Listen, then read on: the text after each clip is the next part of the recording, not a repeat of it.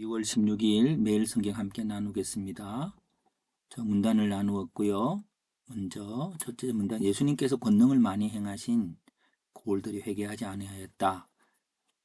고라신과 베세다는 두로와 시돈과 소돔 땅보다 더 악하다. 그게 많이 행하셨던 그 고라신과 베세다는 대조하는 것은 이방 땅과 유대인으로서 나눌 수 있습니다. 유대인들은 많은 기적을 보았고 그 역사 속에서도 증거되지만 여전히 악하다라고 하는 그 이유가 무엇일까요? 그때에 예수께서 대답하여 문장이 연결되는 것을 볼 수 있습니다. 아버지의 뜻은 지혜로운 자에게는 아버지의 뜻을 숨기고 어떤 어린 아이들에게는 나타내려 하신 것이다. 예. 어린아이들에게 나타나신다고요. 그 다음 문장은 아버지만이 아들을 알고 아버지로부터 모든 것을 받은 아들과 아들의 소원대로 계시를 받은 자만이 아버지를 알게 된다. 그리고 내 짐은 가벼움으로 무거운 짐을 졌지만 내게 배우는 자는 마음의 쉼을 얻는다. 이렇게 이야기하겠습니다. 그래서 요 부분들을 이제 다시 요약한 것만 가지고 나타내지만 이렇게 요 뒤에다가 꼬리에다가 한번 달아보았습니다. 이게 이제 예수님으로부터 배우는 자라는 제목이죠. 배우는 사람들이 두로와 시돈이 있고 고라신과 베세다 있고 배운 결과가 요거 좀 더 적을까요? 더 악한 고 베세다 유대 여기 배우는 사람들은 이제 유다의 예수님의 기적을 본 자들 이 이제 요 배우는 자들이 되고 두로와 시도는 아직까지 그 예수님 말씀을 듣지 못하는 자들입니다. 그 다음에 배우는 방법에 내온 아버지에 대해서 하나님에 대한 거죠. 배우는 방법은 이제 아들의 소원대로 계시를 받는 자가 있고 그 다음에 기적이 일어나서 하는 것이 있죠. 그래서 이거는 아들의 소원대로 계시를 받는 것은 아버지로부터는 선택적 은혜로 인해서 그렇게 받습니다. 그래서 기적은 어떤 것일까요? 기적은 역시 아까 위에 그렇게 했나요? 기적은 인간의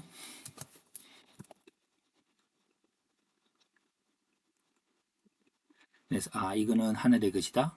이거는 땅의 것이다. 하고 하는 것들이죠. 그래서 이런 것들 하나님은 인정하지 않습니다.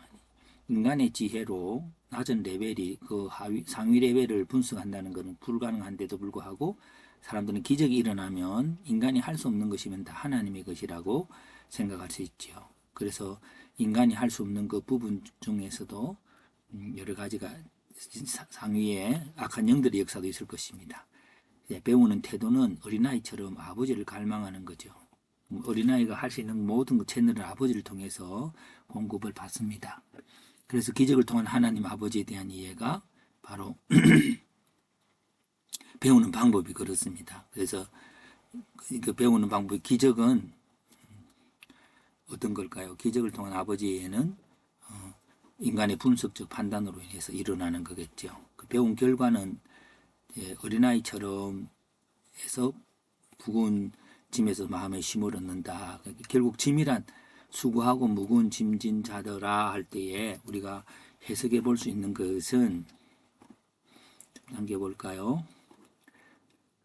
자, 여기서 우리가 생각한 무거운 짐이란 뭘까요? 인간이 판단하고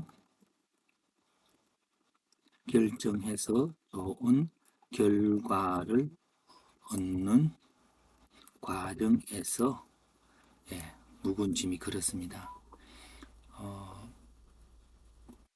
인간이 판단하고 결정해서 좋은 결과를 얻는 과정에서 이거 조금만 잘못 판단하면 그가 실수하니까 그게 무거운 짐이라는 거죠.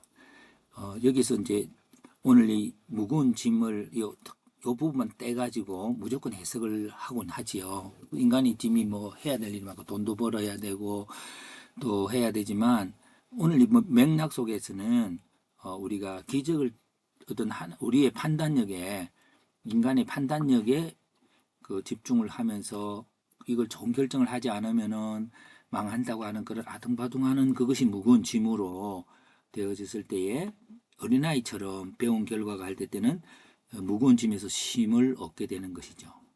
기적을 통한 배운 자들은요, 심판인 이릅니다. 왜요? 인간의 이기적, 모순적 판단으로 인하여 욕심이 탐욕으로 왜곡된 판단을 하게 되죠. 그렇습니다. 그래서 이제 심판에 이르고 이렇게 되죠. 두루로 더 악한 고라신이겠죠. 그러니까 종교인이 더 무신론자보다 악할 수 있음. 예, 이런 것들이 안 믿어질 것 같지만 그런 경향들을 우리가 또 볼 수도 있을 것입니다. 그래서 이제 왜냐하면 그 사이에 왜 이렇게 하냐면은 종교인은 기본적으로 어떤 생각을 할까요? 종교인은 종교인이 나는 거룩하다는 전제를 가지고 행동하죠.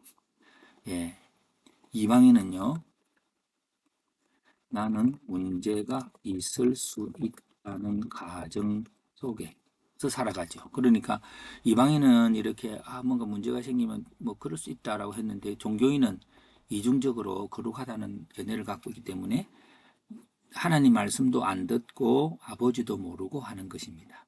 자, 그래서 예수님으로부터 배우는 자라고 하는 주제를 가지고 이렇게 했으면 여기서 종합적인 것에 각자 개인이 하나의 인지를 얻어야 됩니다.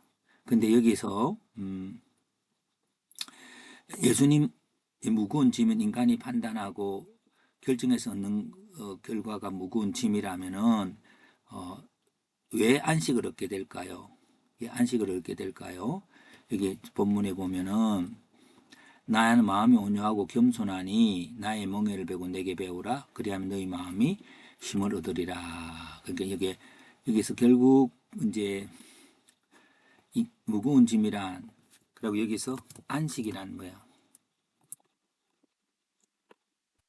짐은 어디서부터일까요? 예수님의 온유와 겸손을 배우면서 예 우리가 여기 좀 더 여기서 생각해 보는 것은 겸손이 주는 안식. 예, 우리는 치열한 경쟁 속에서 쉬지 못하는 인생을 살지요. 근데 이게 겸손하다 보면은 내가 1등 해야 되겠다라는 보다 서로를 블레싱 해주고 축복해주면서 쉼을 얻을 수 있죠. 또 온유가 주는 안식은요. 안식은 악한 자에 대해서 긴장하지 않음. 예. 악한 자가 어떻다 할지라도 그 하나님이 알아서 하실 것이고 또 나는 거기 필요한 것만 도와주면 된다고 하는 그 속에서 쉼을 얻는 거죠. 예. 그래서 그리고 이 쉼을 자 순수대로 말하자면 쉼을 얻습니다. 쉼은 어디서부터 옵니까? 예수님의 온유와 겸손을 배우면서 옵니다. 그 예수님의 겸손을 어떻게 배울 수 있습니까? 어린아이처럼 하나님을 갈망하면서 묻습니다. 그래서 어린아이처럼 갈망할 때 결국 아버지를 알게 됩니다. 예. 그래서 요런 부분들이 이제 하나의 여기 해석을 해볼까요? 요 공간이 없어서 이 자리에 하겠습니다. 해석을 한 문장으로 하면은 우리는 어린아이처럼 하나님 아버지의 뜻을 갈망하면서 예수님을 배우게 됩니다. 예수님께서는 아버지를 알게 하는 유일한 통가 되십니다. 그 예수님은 온유하고 겸손함을 알게 하시고 그 겸손과 온유로 우리 삶은 쉼을 됩니다.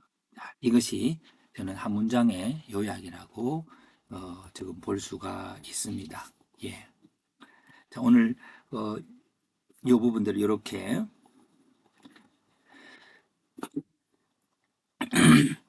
갔어야 되는 거죠. 이렇게 가면 우리가 될 수가 있습니다. 예, 오늘도 예수님 만난 사람은 예수님의 인격적인 아름다움을 배우고 그 안에서 쉼을 얻습니다. 그것이 내 삶에 무조건 문제들을 집어던진다고 쉼을 얻는 게 아니고 예수님의 온유와 겸손으로 쉼을 얻는다고 하는 그 핵심을 함께 나누었습니다.